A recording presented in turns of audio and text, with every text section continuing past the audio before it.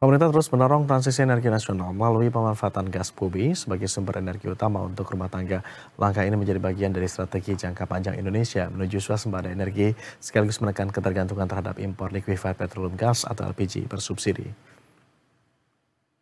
Pemirsa, saat ini pemerintah berencana agar Indonesia mencapai swasembada energi.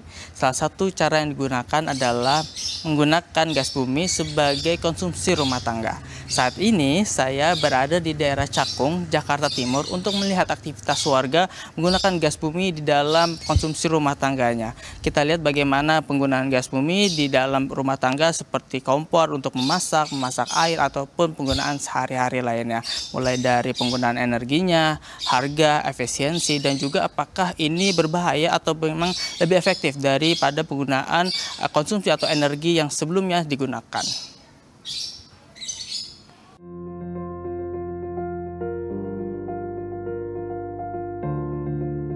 Subholding Gas Pertamina PT PGN Tbk mencatat hingga 2025 sudah lebih dari 820.000 sambungan rumah tangga atau SR gas bumi terpasang di 18 provinsi dan 74 kabupaten kota.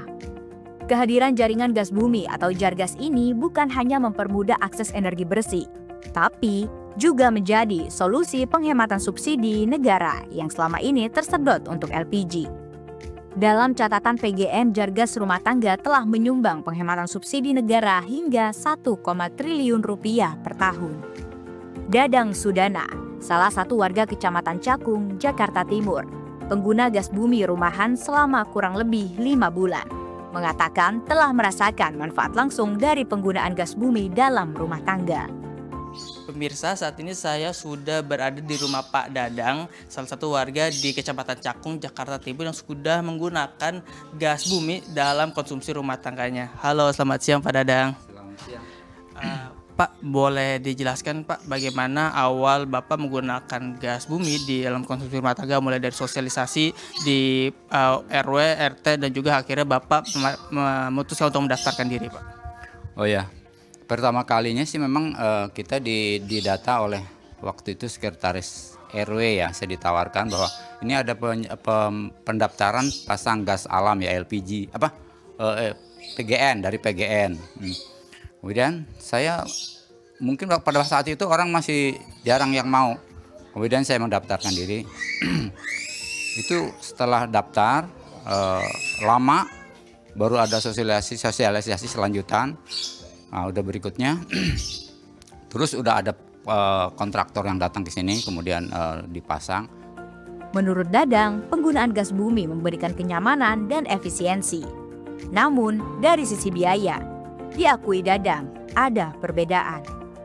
Menurut saya ini ya lebih efisien ya. Kemudian untuk kan kalau misalnya kita bang gas kalau kehabisan tiba-tiba malam kita repot, kita harus beli gitu kan ke warung-warung, ke toko-toko. Dan sekarang sih itu udah nggak begitu lagi. Jadi lebih praktis lah menurut saya.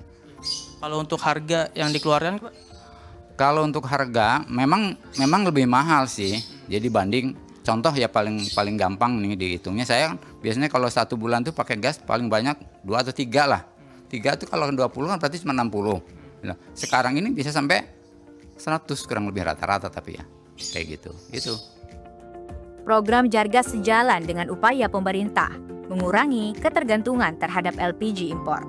Selain itu, gas bumi juga memiliki jejak karbon yang lebih rendah, sehingga mendukung target penurunan emisi nasional dalam agenda transisi energi menuju net zero emission pada 2060. Itu dia pemirsa kesaksian dari Pak Dadang, salah satu warga yang sudah menggunakan gas bumi atau gas alam dalam konsumsi rumah tangganya. Semoga pemerintah karena berencana untuk mencapai swasembada energi dengan proses atau pengalihan gas alam untuk konsumsi rumah tangga semakin diperbaiki juga untuk pelayanan dan juga harga yang semakin terjangkau agar rakyat lebih bisa menerima dan juga beralih ke gas alam dalam konsumsi rumah tangganya. Dari Jakarta, Hanif Musyafa, Eko Miadi, Berita 1 melaporkan. 1